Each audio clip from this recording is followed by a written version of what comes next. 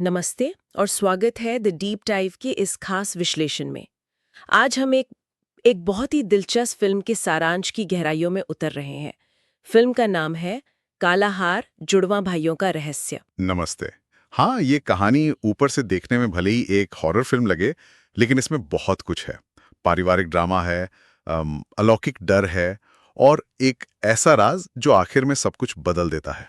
तो हमारे पास इस फिल्म का पूरा सारांश है और हम कोशिश करेंगे कि इसके जो मुख्य पहलू हैं, जो छुपे हुए संदेश हैं, उन पर बात करें। बिल्कुल। और ये कहानी दिखाती है कि कैसे अतीत की कोई घटना, कोई चीज वर्तमान पर कितना भारी पड़ सकती है। शुरुआत ही बहुत क्या कहते हैं इंटेंस है। करीब 30 साल पहले का सीन है। एक गर्भवती महिला है, दर्द में है, बच्चे को जन्म दे रही है। हाँ, और उसके गले में एक खास लाल रंग का हार है। ये हार बहुत जरूरी है कहानी के लिए। पहला बच्चा होता है, लगता है जैसे शांत है, जान नहीं है उसमें। हम्म। फिर वो रोता है, सब सोचते हैं चलो ठीक हो गया। लेकिन तभी वो माँ फिर चिल्लाती है। पता चलता है कि पेट में कुछ और भी है। एक और बच्चा। एग्जैक्टली। और यहीं से वो रहस्य शुरू होता है जो 30 साल बाद खुलेगा। उस रात क्या हुआ था, इस हार का क्या चक्कर है। तो चलिए सीधे 30 साल आगे चलते हैं वर्तमान में। कहानी अब एक परिवार पर है। माँ है जो नर्स है, दो बेटियां हैं, जूडिथ और एलन। जूडिथ बड़ी, एलन छोटी। और पिता वो एक डिटेक्टिव हैं, लेकिन शराब की लत और घर के झगड़ों की वजह से परिवार से अलग रहते हैं। हाँ, एक तरह से बिखरा हुआ परिवार है। तो एक दिन पिता आते हैं घर, शायद सुलह करने की कोशिश में, और उन्हें अपने पुराने केस के सामान में एक बक्सा मिलता है। साल 1938 का कोई मर्डर केस था। और उस बक्से में वही लाल हार और साथ में एक चाकू भी है। हम्म। उन्हें लगता है शायद ये पत्नी को मनाने के काम आएगा, एक तोहफा। हाँ, पर पत्नी उसे देखते ही भड़क जाती है, बिल्कुल मना कर देती है लेने से। फिर बहस होती है, पिता चले जाते हैं, लेकिन हार हाँ, घर में ही रह जाता है। और यहीं से असल में कहानी में मोड़ आता है। छोटी बेटी एलन, उसे वो हार मिलता है और वो उसे पहन लेती है, बच्चों की तरह, उत्सुकता में। जिसके बाद वो अजीब बातें करने लगती है एक दोस्त के बारे में, जोना। हाँ, एक काल्पनिक दोस्त। बड़ी बहन जूडिथ को पहले लगता है ये सब ऐसे ही है, छोटी है, शायद अकेला महसूस करती होगी। वो उसे हार ले भी लेती है शायद। हाँ, लेकिन फिर जूडिथ को खुद कुछ अजीब दिखने लगता है। क्या दिखता है? कमरे में अचानक एक बच्चा दिखता है, शायद वही जोना। और एक बार तो उसे एलन का बहुत ही डरावना, खून से लथपथ रूप दिखता है, जो पल भर में गायब हो जाता है। बाप रे। माँ को बताती है तो माँ कहती है बुरा सपना होगा, टाल देती है। वही परिवार शायद सच का सामना नहीं करना चाहता। रोज की मुश्किलें ही इतनी हैं। बिल्कुल। फिर स्कूल में एक घटना होती है। एलन पर एक लकड़ी की भारी अलमारी गिरने वाली होती है। और वो कहती है कि जोना ने उसे खींचकर बचाया। उसके हाथ पर निशान भी है बाकायदा। लेकिन फिर भी हाँ, जूडिथ और माँ इसे उसकी कल्पना ही मानते हैं। एलन बेचारी नाराज हो जाती है, अकेली पड़ जाती है। अब कहानी और गंभीर होती है। जूडिथ ने शायद वो हार फिर पहन लिया है। हाँ, लगता तो यही है। और इस बार उसे फिर वो बच्चा दिखता है। और फिर एक गला कटी हुई भूतिया औरत उस पर हमला करती है। ओह। बुरी तरह डर जाती है जूडिथ। हार उतारकर सोफे के नीचे फेंक देती है। और उसी रात माँ को भी सपना आता है। क्या सपना? वही हार और वही डरावनी औरत। अब माँ को लगता है कि नहीं, ये सिर्फ सपना या कल्पना नहीं है, ये हार, ये खतरनाक है। हाँ, अब वो मानने लगती है, देर से ही सही। वो सीधा अपने पति के पास जाती है, पूछती है इस हार के बारे में सख्ती से। पिता पहले तो हिचकिचाते हैं, लेकिन फिर बताते हैं वो 1938 वाले केस के बारे में। क्या कहानी थी उस केस की? कहानी एक बच्चे की थी जिसका नाम जोना था। वो थोड़ा हिंसक था, जानवरों को मारता था। ओहो। पिता उसकी हरकतें छुपाते थे, शायद पता नहीं शर्म की वजह से या प्यार की वजह से। लेकिन फिर क्या हुआ? पिता तंग आ गए, वो परिवार को छोड़कर चले गए। और उनके जाने के बाद? पुलिस रिकॉर्ड ये कहता है कि माँ ने पहले जोना का गला घोटा। क्या? हाँ, और फिर चाकू से अपना गला काटकर आत्महत्या कर ली। हे भगवान, कितनी दुखद कहानी है तो, लेकिन क्या ये पूरी कहानी है? माँ को सबूतों में जोना की माँ की तस्वीर मिलती है। और वो तस्वीर उसी औरत की है जो सपने में आई थी, जिसने जूडिथ पे हमला किया था। अरे, तो मतलब वो भूत जोना की माँ का है? लगता तो यही है। अब माँ को पक्का यकीन हो जाता है कि उनके बच्चे बड़े खतरे में हैं। वो फौरन घर भागती है, लेकिन घर पहुंचकर एक और शौक, हार सोफे के नीचे नहीं है। वो एलन ने पहन रखा है। हाँ, और तभी माँ देखती है कि एलन बाहर झूले से गिर जाती है। एलन कहती है जोना ने धक्का दिया। अब साफ हो गया, ये जोना कोई कल्पना नहीं है, ये असल है और खतरनाक है। पताल ले जाती है, हार अब माँ के पास है। और घर पर अकेली जूडिथ अपराध बोध में दुखी वो उस हार को देखती है और तभी क्या होता है? वो शक्ति जिसे सब जोना समझ रहे हैं वो जूडिथ पर कब्जा कर लेती है। पोजेस्ड। हाँ, पोजेस्ड। और ये बहुत हिंसक होता है। जूडिथ अपने पालतू पंछियों को मार देती है, अपने दोस्त पर हमला करती है और फिर अचानक जैसे होश में आ जाती है। उसे कुछ याद नहीं। ये दिखाता है कि वो शक्ति कितनी बेरहम है। अब माँ समझ जाती है कि ये मामला उनके बस का नहीं है, उन्हें मदद चाहिए। वो 1938 केस से जुड़े एक रिटायर्ड डिटेक्टिव को ढूंढती है। वो डिटेक्टिव अकेले नहीं आता। नहीं, वो अपनी एक पुरानी साथी बिएट्रिस के साथ आता है और बिएट्रिस के आने से परतें खुलना शुरू होती हैं। कैसे? बिएट्रिस बताती है कि उसकी बहन वो एक तरह के तांत्रिक या शमन समूह की सदस्य थी, आत्माओं और जादू टोने में विश्वास रखती थी। अच्छा। और जोना के माता पिता संतान के लिए उसी बहन के पास गए थे और उसने उन्हें वो हार दिया। पहले दवाइयां दी, जब उनसे काम नहीं बना तब उसने वो लाल हार दिया। लेकिन ये कोई मामूली हार नहीं था। बिएट्रिस बताती है कि ये हार श्रापित था, शैतानी काली ताकतों से जुड़ा हुआ। तो उसकी बहन ने ऐसा हार क्यों दिया? उसे लगा वो उन ताकतों को कंट्रोल कर लेगी अपनी शक्ति से, पर वो नाकाम रही और उसकी मौत हो गई रहस्यमय तरीके से। मरने से पहले उसने हार किसे दिया? अपने उसी डिटेक्टिव साथी को संभाल कर रखने के लिए। तो फिर सवाल वही, ऐसे नष्ट क्यों नहीं किया, खत्म क्यों नहीं कर दिया? बिएट्रिस कहती है कि इसे नष्ट करना और भी खतरनाक होता, जैसे किसी पेंडोरा बॉक्स को खोल देना। उसमें बंद बुरी ताकतें आजाद हो जाती, उन्हें काबू करना नामुमकिन होता। बाप रे, तो इसे सिर्फ संभाल कर रखा जा सकता है। हाँ, बिएट्रिस ध्यान लगाती है और महसूस करती है कि जोना की आत्मा एलन से जुड़ी हुई है।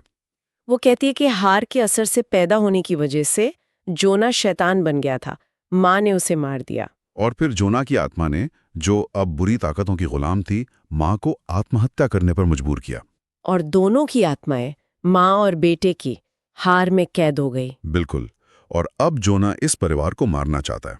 ये बिएट्रिस का निष्कर्ष है। ये सुनकर तो हालत और खराब लगती है। हाँ, बिएट्रिस फैसला करती है कि उन्हें एक अनुष्ठान करना होगा जोना की आत्मा को वापस हार में हमेशा के लिए बंद करने के लिए। वो मान रही है कि आत्मा एलन से जुड़ी है। हाँ, जूडिथ सबसे डरी हुई है, वो शामिल होने से मना कर देती है। अनुष्ठान शुरू होता है। बिएट्रिस और एलन हार की दुनिया में पहुंचते हैं। उन्हें वहां डरा हुआ जोना और उसकी माँ दिखते हैं। लेकिन असली दुनिया में कुछ और ही हो रहा है। क्या? जूडिथ वो अचानक हवा में उठती है और फिर नीचे गिरती है। क्या मतलब? मतलब ये कि असली कब्जा वो एलन पर नहीं, जूडिथ पर है। ओ, और जैसे ही ये पता चलता है, कब्जे वाली जूडिथ फौरन उस रिटायर्ड डिटेक्टिव को सीढ़ियों से धक्का दे देती है, उसकी मौत हो जाती है। सब गड़बड़ हो गया। बिएट्रिस ने गलत आत्मा को निशाना बनाया। एग्जैक्टली। इसी अफरा तफरी में माँ को याद आता है वो चाकू जो हार के साथ बक्से में था। पिता वो चाकू लाते हैं। हाँ, हिचकिचाते हुए, शायद नौकरी या नियमों के डर से, पर बेटी के कहने पर ले आते हैं। और बिएट्रिस उस चाकू को छूती है। उसके पास शायद साइकोमेट्री जैसी कोई शक्ति है, और चाकू छूते ही उसे वो सच दिखता है जो 30 साल से दबा हुआ था। वो सच जो सब कुछ बदल देगा? हाँ, एक ऐसा सच जिसकी किसी ने कल्पना भी नहीं की थी। क्या सच था वो? क्या जोना शैतान नहीं था? सच ये था कि उस रात माँ ने एक नहीं 2 बच्चों को जन्म दिया था, जुड़वा। जुड़वा? हाँ, एक था साधारण बच्चा, अच्छा बच्चा, वो था जोना, और दूसरा था उसका दुष्ट जुड़वा भाई, जो श्रापित हार की काली शक्तियों की वजह से पैदा हुआ था। अरे बाप रे, ये तो पूरी कहानी ही पलट गई। बिल्कुल। माँ ने उस दुष्ट जुड़वा को उसे खलिहान में बान में छुपा कर रखा था। वही था जो जानवरों को मारता था। हाँ, वही था हिंसक बच्चा जिसका जिक्र पिता ने किया था। अच्छा वाला जोना तो माँ के पास रहता था। तो फिर वो हत्या और आत्महत्या? वो भी आधा सच था। एक दिन वो दुष्ट जुड़वा खलिहान से भाग निकला। उसने चाकू लिया और अच्छे वाले जोना पर हमला कर दिया। नहीं। हाँ, माँ ने रोकने की कोशिश की तो उसने माँ पर भी हमला करना चाहा। तब माँ ने उसका गला घोट दिया, दुष्ट जुड़वा का। तो माँ ने जोना को नहीं मारा था? नहीं, उसने अपने दुष्ट बेटे को मारा था जोना को बचाने के लिए। लेकिन फिर माँ की मौत, वो आत्महत्या? नहीं, वो आत्महत्या नहीं थी। मरने से ठीक पहले उस दुष्ट जुड़वा की आत्मा ने हार की शक्तियों का इस्तेमाल करके माँ को अपना गला काटने पर मजबूर किया। वो हत्या थी। हे भगवान, कितना भयानक सच है ये। है ना? तो इसका मतलब जूडिथ पर कब्जा करने वाली आत्मा जोना की नहीं, बल्कि उसके दुष्ट जुड़वा भाई की है। एकदम सही।